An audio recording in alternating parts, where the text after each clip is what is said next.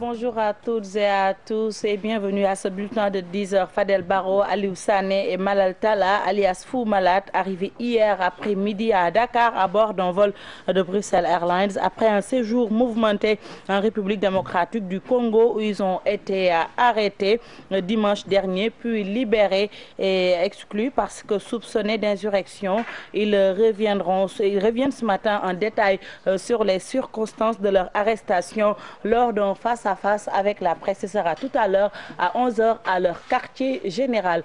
Mame Biram Diouf, Modou Diop était à l'accueil. Regardez. Fadel Barro, Aliou Sané et Malal Talla de retour au Bercail. Cela intervient 5 jours après leur arrestation en République démocratique du Congo. Attendu entre 15h et 16h à l'aéroport Léopold Sédar Senghor de Dakar. Finalement, 17h30, ces 3 membres du mouvement citoyen Y en a marre apparaissent. Ils affichent la bonne mine, le visage serein, le sourire aux lèvres. Ils ont tenu à remercier le président Macky Sall et le gouvernement du Sénégal qui a pris tout ce qu'il fallait comme disposition pour entrer en contact avec l'État congolais, pour aboutir à cette issue-là aujourd'hui. Et mention spéciale au consulat du Sénégal au Congo aussi, qui a été là dès le début et qui nous a suivis. Des remerciements qui vont également à l'endroit des populations. On était à des milliers de kilomètres de Dakar. Mais on a senti que le peuple était là, on a senti le Sénégal avec nous. Nous remercions aussi tous les yanamaristes qui se sont mobilisés au Sénégal et partout dans le monde et qui ont aidé dans ces moments difficiles. Aliou Sané, Fadel Barro et Malal Talla, alias Fou Malade, n'ont pas voulu pour le moment apporter des réponses aux questions comme comment étaient les conditions de détention, quelles répliques sur les soupçons portés sur eux. Tout ceci fera l'objet d'un point de presse vendredi. Nous donnons rendez-vous demain au QG de Y en a marre à 11h pour une conférence de presse et entrer dans les détails. Ils ont été accueillis en héros à l'aéroport Léopold Sédar Senghor. S'ouvre ainsi un nouvel épisode dans la lutte qu'ils mènent. Mame Biram Diouf, merci. Et puis, point de presse également du Front patriotique pour la défense de la République. La rencontre est prévue à la permanence du Parti démocratique sénégalais. Ce sera à partir de 18h ce vendredi. Les femmes libérales du département de Dakar mettent en garde la CREI contre une condamnation de Karim Wade. Selon elles, la stabilité du pays est en jeu face à la presse. Elles ont soutenu que l'article 80 du Code pénal est taillé pour éliminer des adversaires politiques. Compte rendu Cheikh Tidiane Dione. À 23 mars prochain, date à laquelle la CREI va prononcer son verdict sur l'affaire Karim Wade, accusé d'enrichissement illicite, les femmes libérales avertissent. Le 23, nous irons au tribunal, comme d'habitude, et attendre les résultats. Si ça va, nous allons rentrer chez nous. Mais si c'est le contraire, nous allons nous défendre. Mais Dieu est grand. Il y a plusieurs manières de se défendre. Très remonté contre les arrestations jugées arbitraires, les femmes du département de Dakar estiment que l'article 80 du Code pénal est taillé pour éliminer des adversaires politiques. Aujourd'hui, l'article 80 est devenu une arme destinée à une catégorie de citoyens uniques, les libéraux. Le régime du président Macky Sall l'utilise depuis 2 ans pour terroriser nos leaders. Je cite Samuel Sarr, Massali, etc. L'affaire des 47 milliards de Singapour, un autre point soulevé par ces libérales, elles estiment que Karim Wade est blanc comme neige. Aujourd'hui, les aveux de l'expert Albouri Ndao sur l'inexistence du compte de Singapour. Tidiane Dione, restons avec les libéraux. Babacar Gaye, le porte-parole du Parti démocratique sénégalais, dénonce ces arrestations arbitraires des militants du Parti démocratique sénégalais. Il l'assimile à un recul de la démocratie et invite cependant tous les acteurs à l'apaisement et à la retenue pour une stabilité sociale. Je vous propose de l'écouter. Il est interrogé par Hadia Talla. C'est paradoxal et c'est inacceptable dans un pays où les libertés publiques sont garanties par la Constitution que les gens soient arrêtés sur le fait de simples déclarations. Et il n'y a personne qui a été arrêté parce qu'il est en train de préparer un coup d'État ou une insurrection, comme on le dit à propos de cette atteinte à la sûreté de l'État.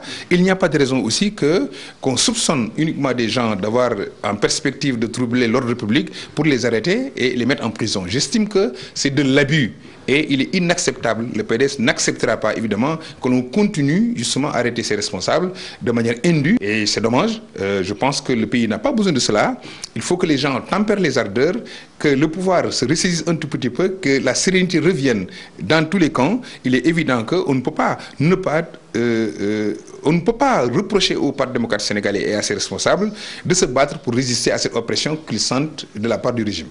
L'opération ramassage de pneus se poursuit dans Dakar et sa banlieue. À Pikine et à Guédiawaye, les vulcanisateurs se plient à la mesure du préfet de Pikine, mais ils craignent pour leur activité. Reportage signé Maïmouna Ndiaye. Dans la banlieue dakaroise, les pneus ne sont visibles que chez les vulcanisateurs. L'opération de ramassage est passée par là. Ces derniers sont avertis. Le préfet est passé nous voir pour nous sensibiliser sur la journée du 23 mars, mais nous voulons qu'une chose, la paix. Les autorités préfectorales nous demandent de mettre de côté les pneus usés par prudence. L'opération anti-pneus vise à sécuriser Dakar et sa banlieue, une mesure certes saluée, mais les conséquences ne manquent pas. Je suis tout à fait d'accord avec les autorités. Ils veulent tout simplement sécuriser les quartiers. Si un client veut acheter, nous le conduisons jusqu'à chez nous. C'est là-bas que nous avons gardé les pneus à stocker.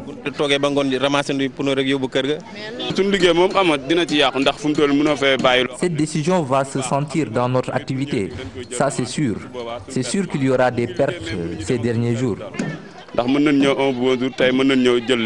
Cet automobiliste relate ses inquiétudes. Cette mesure est difficile à appliquer et nous, acheteurs dans tout ça, les vendeurs nous conduisent même chez eux, c'est incontrôlable. Très sincèrement.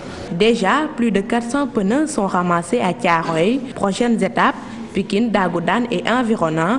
L'opération se fera périodiquement, informe le préfet de Pikine. Justement, des pneus stockés aux alentours du palais de justice de Dakar, des agents de l'entente Dakar procèdent à une opération de ramassage des pneus dans la commune de Dakar, une opération qui entre en droite ligne avec les nouvelles dispositions des autorités préfectorales, disent-ils. Reportage signé Djibi Diallo à la caméra, Aminata Mbarisso. pneu yi ñu ngi ko jëlee ci ay quartiers yu uute loolu fii ci ville de Dakar kii di ab technicien de surface di xamle ni lii dañ koy faral di def. pneu yi dañ koy forcer dëkk bi pour setal dëkk bi rek waaw parce que ñun lañ ko dénk mbalit mi te ñun lu ñuy gën a bañ mbalit buy traîner ci mbedd bi. waaye moom mu teg ci ne semaine bii ñu génn jàpp ni na jël nañu ay matuwaay yu bees ngir mën a ramasser bépp pneu bu ñu gis ci mbedd mi. tàmbali nañ ko yàgg na parce que ñu ngi ci li nga xam ne jublu benn affaire bi nga xam ne buy waaj ñëpp ragal ni ko peut-être xëy na dina yëngal dëkk bi wala du yëngal dëkk bi te ci lu gën a bokk ci yëngal dëkk bi pono yi bokk nañ ci ñu ne avant tout daal pono yi la ñuy njëkk a ramasser ba mu set dëkk bi set après nga xam ne lu fi mënta xew xam ne sécurité baa ngi taxaw du am benn problème. Mouhamadou Mbodj di yëngatu ci wàllu pneu di dëggal li technicien de surface bi wax. fan yii yëpp ñu ngi ci suñu yeneen mbokk yi daal ñu ngi ci am ay jafe-jafe. waaw ñu ngi ci am ay jafe-jafe neexul nag nga jënd say bagage ñëw teg nit ñi ñëw jël ko taal ko xam nga parce que léeg-léeg da ngay gis ñoo xamante dañuy dem jël seen xaalis wala nga dem lépp jënd ay bagage ñëw teg jël ko kii loo xam ne loolu dafa métti waaw léegi voilà mën nga dem sax nit wàcce ko neer ñëw jox la ay pono nga ñëw pour jaay ko ñu ñëw jël ko yóbbu ko. ci bërëb yu bëree fii ci Ndakaaru lu ci mel ni Pikine préfet bi daa jël ndogal ne bépp pneu bu ñu romb ci mbedd mi dañ koy ramasser daal di koy sànni opération bi nag ñu bëgg ko amal ngir sécuriser ñëpp. Aminata Mbarisso, merci. Toutes nos excuses pour cette élément. Nous y reviendrons dans nos prochaines éditions. Et puis sport, les Lionceaux ont décroché leur ticket pour la finale du CHAN U20. Ils ont battu les Aiglons du Mali, score final 2-1 lors de la deuxième demi-finale de la compétition. Les protégés de Joseph Koto rencontrent le Nigeria ce dimanche 22 mars pour l'acte final de cette 19e édition du CHAN U20. Nous y reviendrons également dans nos prochaines éditions.